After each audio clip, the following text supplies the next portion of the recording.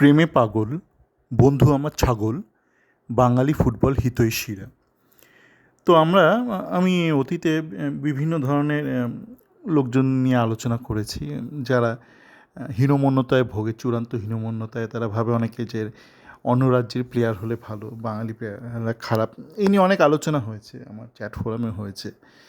তো এখন আমি আলোচনা করব সেই সমস্ত বাঙালি ফুটবলের হিতৈষীদের নিয়ে, যাদের প্রেমের চোটে প্রাণ যায় যায়। কথাতে আছে না যে শত্রুর থেকে 10 হাত দূরে থাকবেন আর মূর্খ বন্ধুর থেকে 100 হাত। তো সেই শ্রেণীর কিছু মানুষদের নিয়ে একটু আলোচনা করব। প্রথমে বলি, আমরা জানি একজন মাসিয়াহা আছেন, যিনি সারাক্ষণ বলছেন বাঙালি ফুটবলাররা কেন আইএসএল খেলছে না, বাঙালি ফুটবলারদের এই হচ্ছে না, সেই হচ্ছে না, কেউ নিচ্ছে না।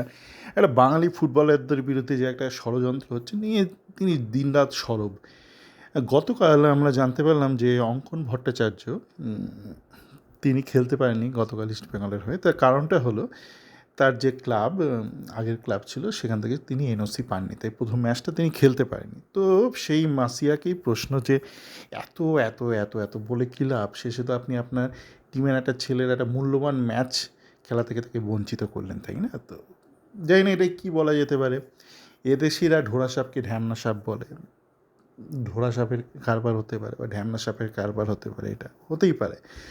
এবার আসা যাক, একজন রিপোর্টার, তিনি আইএফের হয়ে লেখেন। খুব দিনরাত আমি দেখি উনি ওনার ফেসবুকে লিখছেন বাঙালি প্লেয়ারদের বিরুদ্ধে অবিচার হচ্ছে, বিনো এই করছে, বিনো সেই করছে। উনি খুব বিনো বিরুদ্ধে অনেক কিছু লেখেন, দেখে অনেকে ভালো লাগে। যারা এই ব্যাপারটা, যাদের ভালো লাগে না যে বিনো অনেক বাঙালি ফুটবলারকে উঠতে দেয়নি, তো উনি কিন্তু দিনরাত বিনোর খুব নিন্দে করেন।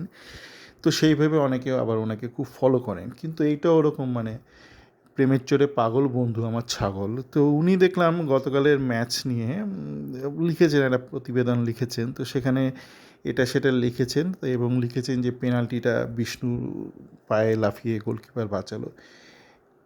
আমি জানি না এই মাসিহারা বা এই বাঙালি প্রেমীরা কি এটা খেয়াল করছে না যে ওটা মনতোষ মাঝি ছিল 56 নম্বর, যে ছেলেটা কমেন্ট্রি করছিল। জানি না সে কে, সে তার পেশাটা কী, সে কি সেবন করে কমেন্ট্রি করছিল।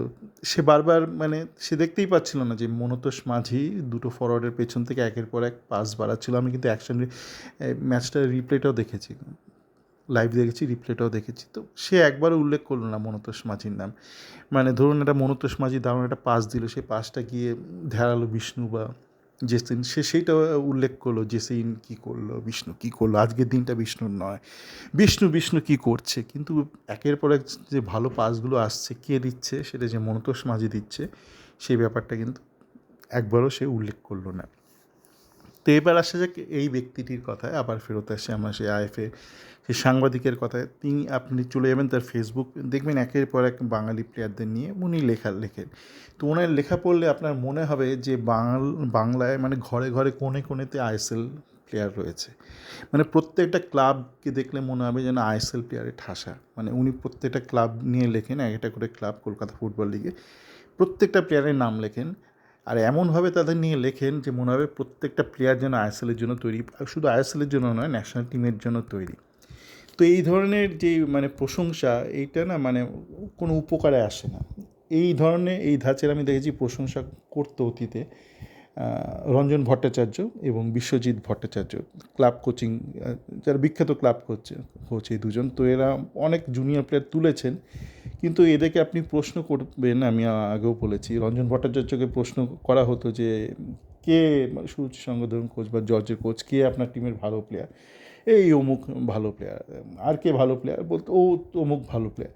তারপর অমুক তমুক হুমুক হুমুক করে গোটা টিমটাকেও বলে দিত প্রত্যেকে আইএসএল খেলার যোগ্য। বিশ্বজিৎ ভট্টাচার্য এরকম বেশ হাম্বর একটা ভাব নিয়ে বলতো, সুযোগ দিচ্ছে না, বড় টিম সুযোগ দিচ্ছে না, আমার টিমে এতগুলো আইএসএল প্লেয়ার রয়েছে আইএসএল খেলার যোগ্য। তো আপনি বলতেন কে কে, এক এক ABCD করে পুরো A to Z পুরো প্রায় ধরলে প্রায় 30 জনের নাম বলে দেবে, 30 জনে আইএসএল খেলার যোগ্য। তো এইভাবে যে আপনি যখন কারোর প্রশংসা করেন না, এগুলো পুরো ফালতু প্রশংসা। যে যোগ্য ব্যক্তি, আপনার টিমে হয়তো একজন বা দুজন সত্যিকারের যোগ্য আইএসএল খেলা, আপনি তার প্রতি অবিচার করছেন। যে বাকি 28 জনের নামও গুঁজে দিচ্ছেন, ভাবছেন আপনি দারুণ কাজ করছেন, আপনি খুব মানে গডফাদারলি কাজ করছেন, আপনি কিন্তু একটা খুব ট্র্যাশ, একটা ক্র্যাপ, একটা মানে জঞ্জাল কাজকর্ম করছেন। এইভাবেই যদি প্রশংসা করতে থাকেন অন্ধের মতন, তো যারা যোগ্য ব্যক্তি তারাও কিন্তু বঞ্চিত হবে। যেমন গতকাল আমার পরিচিত একজন বলছে, হ্যাঁ দাদা, বিষ্ণু খেলা ভালো লাগেনি, আমার জেসিনে খেলা খুব ভালো লেগেছে। আমার জেসিন তো শুরু থেকেই মানে জঘন্য খেলে, টেকনিক্যালি মানে আইএসএল সুইটেবল না। বলছি না আমি সিএফএল এর পরিপ্রেক্ষিতে বলছি। মানে সিএফএল এর পরিপ্রেক্ষিতে বলাটা এটা কি মানে কোনো অর্থধারা এই মুহূর্তে? কেননা কী হয়, ধরুন আপনি বললেন না জেসিন দারুণ খেলেছে, আপনি বললেন না যে জেসিন দারুণ খেলেছে কিন্তু জেসিন শুধু সিএফএলের যোগ্য। কী হয়, এরকম 10 জন বলছে জেসিন দারুণ খেলেছে, তখন একটা না এটা হিড়িক উঠে যায়, জেসিন দারুণ খেলেছে মানে জেসিন হচ্ছে আইএসএলের যোগ্য।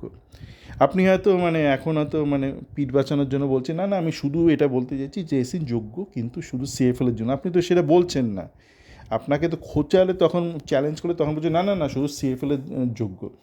এই যে আপনি আপনাকে খোঁচানোতে হচ্ছে, তারপর আপনি পুরোটা মানে উগড়ে দিচ্ছেন, আপনি এতে করে ক্ষতি করছেন। আপনি কী করছেন, আপনি আপনার মতন এরকম আরও 10 জন আছে বলছে জেসিন দারুণ খেলছে, জেসিন দারুণ খেলছে। এবার আপনি মানে সত্যি সত্যি কী ভাবছেন না কেউ তো জানে না, লোকে শুনছে আপনি কী বলছেন। 10 জন বলছে জেসিন দারুণ খেলছে, একটা বাজারে একটা উঠে যায় একটা হিড়িক, নিতুভাবে জেসিন দারুণ খেলছে মানে জেসিন আইএসএলের যোগ্য। এবার তাহলে সেই ছেলেটা তারপর আমার প্রশ্ন করে, আচ্ছা দাদা কে কে মনে হয় তোমার আইএসএল খেলার যোগ্য? দেখুন ওইভাবে কারোর নাম আলাদা করে বলা যায় না।